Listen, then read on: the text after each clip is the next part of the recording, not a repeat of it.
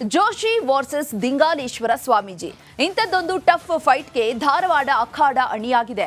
ಇಬ್ಬರ ಜಗಳದಲ್ಲಿ ಲಾಭ ಪಡೆಯೋದೇ ಕಾಂಗ್ರೆಸ್ ಲೆಕ್ಕಾಚಾರ. ಹಾಗಾದ್ರೆ ಆ ಲೆಕ್ಕಾಚಾರ ಏನು? ದಿಂಗಾಲೇಶ್ವರ ನಡೆ ಏನು? ಎಕ್ಸ್ಕ್ಲೂಸಿವ್ ರಿಪೋರ್ಟ್ ಎಲ್ಲಿದೆ ನೋಡಿ. ಲೋಕಸಮರದಲ್ಲಿ ದಿಂಗಾಲೇಶ್ವರ ವರ್ಸಸ್ ಜೋಶಿ ಫೈಟ್.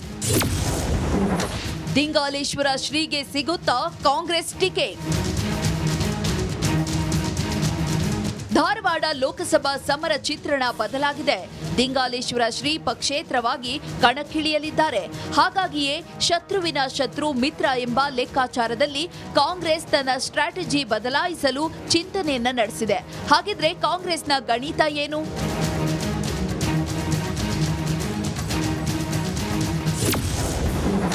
ಧಾರವಾಡ ಲೋಕಕಣದಲ್ಲಿ ಸುಮಾರು 6 ಲಕ್ಷ ಲಿಂಗಾಯತರಿದ್ದಾರೆ. ಹಾಗಾಗಿ ದಿಂಗಾಲೇಶ್ವರ ಒಪ್ಪಿದ್ರೆ ಅವರಿಗೆ ಕಾಂಗ್ರೆಸ್ ಟಿಕೆಟ್ ನೀಡಲು ಚಿಂತನೆಯನ್ನ ನಡೆಸಿದೆ. ದಿಂಗಾಲೇಶ್ವರರು ಒಪ್ಪದೆ ಹೋದ್ರೆ ಅವರಿಗೆ ಬಾಹ್ಯ ಬೆಂಬಲವನ್ನ ನೀಡುವ ಚಿಂತನೆ ಕೂಡ ಕಾಂಗ್ರೆಸ್ನಲ್ಲಿದೆ. ಈ ಮೂಲಕ ಲಿಂಗಾಯತರಿಗೆ ಮಣೆ ಹಾಕಿದ್ದೇವೆ ಎಂದು ತೋರಿಸಿಕೊಳ್ಳಲು ಕಾಂಗ್ರೆಸ್ ತಂತ್ರ. ದಿಂಗಾಲೇಶ್ವರರ ಮೂಲಕ ಪ್ರಹ್ಲಾದ್ ಜೋಶಿಯನ್ನ ಮಣಿಸಲು ರಣತಂತ್ರ.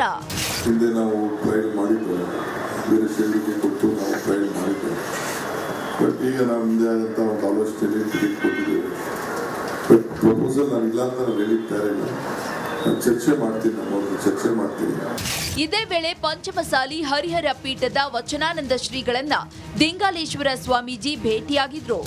ಯಾವುದಾದ್ರೂ ಪಕ್ಷ ನನ್ನನ್ನು ಆಮಂತ್ರಣ ಮಾಡಿದರೆ, ಅದು ಕೇವಲ ಕಾಂಗ್ರೆಸ್ಸು BJP ಅಂತಲ್ಲ, ಯಾವುದಾದ್ರೂ ಪಕ್ಷ ನನ್ನನ್ನು ಆಮಂತ್ರಣ ಮಾಡಿದರೆ ಆ ವಿಚಾರವನ್ನು ಭಕ್ತರ ಮುಂದೆ ಇಡ್ತೇನೆ ಬಹಿರಂಗವಾಗಿ. ಅವರೆಲ್ಲರೂ ಏನು ತೀರ್ಮಾನ ತೊಗೊತಾರೆ, ಏನು ಅವರು ಈಗ ಪಕ್ಷೇತರ ಏನದಿರು ಹಂಗೆ ಇರಲಿ ಅಂತಾರೋ, ಏನು ಪಕ್ಷದಿಂದ ಇರಲಿ ಅಂತಾರೋ. ಈಗ ಸಾರ್ವಜನಿಕರ ಅಭಿಪ್ರಾಯದಿಂದ ರಾಜಕಾರಣವನ್ನು ಪ್ರವೇಶ ಮಾಡಿದ್ದೀನಿ. ಸಾರ್ವಜನಿಕರ ಅಭಿಪ್ರಾಯದಿಂದ ಪಕ್ಷದ ವಿಚಾರಗಳನ್ನು ನಾನು ಅಲ್ಲೇ ಘೋಷಣೆ ಮಾಡ್ತೀನಿ. ಚುನಾವಣೆಗೆ ಸ್ಪರ್ಧೆ ಆಗಲಿಕ್ಕೆ ಘೋಷಣೆಯನ್ನು ಮಾಡಿದ್ದಾರೆ. ಅದನ್ನು ಪೂರ್ಣವಾಗಿ ನಾವು ಸ್ವಾಗತವನ್ನು ಮಾಡ್ತೇವೆ. ಮಠಾಧೀಶರು ಕೂಡ ಉತ್ತರ ಭಾರತದಂತೆ ಇವತ್ತು ಕರ್ನಾಟಕದಲ್ಲಿ ಕೂಡ ಮಠಾಧೀಶರು ಕೂಡ ರಾಜಕಾರಣಕ್ಕೆ ಬರಬೇಕು ಅಂತ, ಅಲ್ಲಿರುವಂಥ ಅಶುದ್ಧಿಯನ್ನು ಶುದ್ಧ ಮಾಡಲಿಕ್ಕೆ ಪರಮ ಪೂಜ್ಯರು ಭಾಳ ಯೋಗ್ಯವಾಗಿರುವಂಥ ವ್ಯಕ್ತಿ ಅಂತ ನಾನು ಭಾವಿಸಿದ್ದೇನೆ. ಜೋಶಿ ಮತ್ತು ದಿಂಗಾಲೇಶ್ವರರ ನಡುವಿನ ಕಾದಾಟದಲ್ಲಿ ಯಾರಿಗೆ ಜಯ ಸಿಗುತ್ತೆ ಅನ್ನೋದನ್ನ ಕಾದು ನೋಡಬೇಕಿದೆ.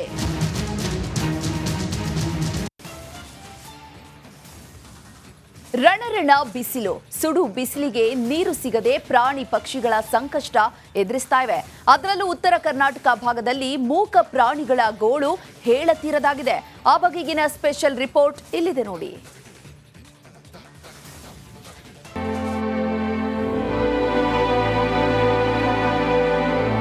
ರಣಬಿಸಿಲಿಗೆ ಮರುಭೂಮಿಯಂತಾದ ತುಂಗಾಭದ್ರಾ ನದಿಯ ಒಡಲು ನೀರು ಸಂಪೂರ್ಣ ಬತ್ತಿ ಭೂಮಿ ಬಾಯಿ ಬಿಡ್ತಾ ಇದೆ. ಪ್ರಾಣಿ ಪಕ್ಷಿ ಜಾನುವಾರುಗಳು ನೀರು ಹುಡುಕಿಕೊಂಡು ಬರುವ ದೃಶ್ಯಗಳು ಮನಕಲುಕುತ್ತಿವೆ.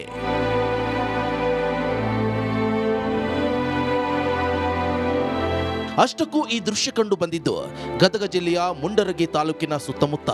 ಏನೋ ಹಮ್ಮಿಗಿ ಬ್ಯಾರೇಜ್ಗೆ ಪ್ರವಾಸಿಗರು ಬರ್ತಾ ಇಲ್ಲ. ಹೀಗಾಗಿ ಆಹಾರವು ಸಿಗದೆ ಪರದಾಡುತ್ತಿವೆ. ಈ ತುಂಗಭದ್ರಾ ನದಿಯನ್ನು ನೀರು ನೆಚ್ಚಿ ಹಲವಾರು ದನಕರಗಳು ಸರ್.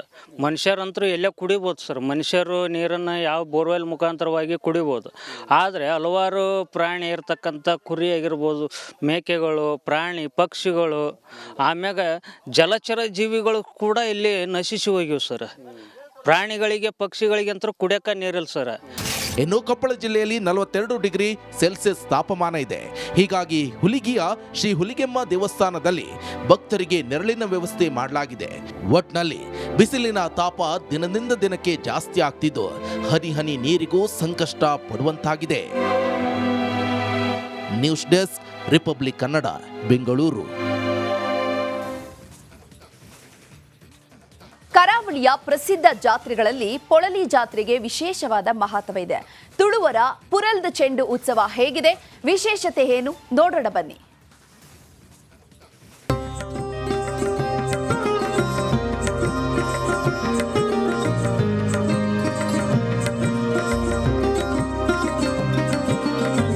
ಪುರಾಣ ಪುರಾಣದಲ್ಲಿ ಶ್ರೀದೇವಿಯು ಚಂಡಮುಂಡರನ್ನ ವಧಿಸಿ ಶಿರವ ಚೆಂಡಾಡಿದಳು ಎನ್ನುವ ಪ್ರತೀತಿ ಇದೆ. ಶ್ರೀದೇವಿ ಮಹಾತ್ಮೆ ಯಕ್ಷಗಾನದಲ್ಲೂ ದೃಶ್ಯ ಕಾಣಬಹುದು. ಇದೇ ಹಿನ್ನೆಲೆಯಲ್ಲಿ ಇಂದಿಗೂ ದಕ್ಷಿಣ ಕನ್ನಡದ ಪೊಳಲಿ ರಾಜರಾಜೇಶ್ವರಿ ದೇವಸ್ಥಾನದ ಜಾತ್ರೆಯಲ್ಲಿ ಚೆಂಡಾಟ ಆಡುತ್ತಾರೆ. 1 ತಿಂಗಳು ನಡೆಯುವ ಜಾತ್ರೋತ್ಸವದ ಕಡೆಯ 5 ದಿನ ದೇವಳದ ಗದ್ದೆಯಲ್ಲಿ ಚೆಂಡು ಉತ್ಸವ ನಡೆಯುತ್ತೆ. ಮೊದಲ ದಿನ ದೇವಳದ ತಂತ್ರಿಗಳು, ಅರ್ಚಕರು, ಆಡಳಿತ ಮಂಡಳಿಯ ಮುಕ್ತೇಸರರು ಉತ್ಸವದಲ್ಲಿ ಪಾಲ್ಗೊಳ್ಳುತ್ತಾರೆ.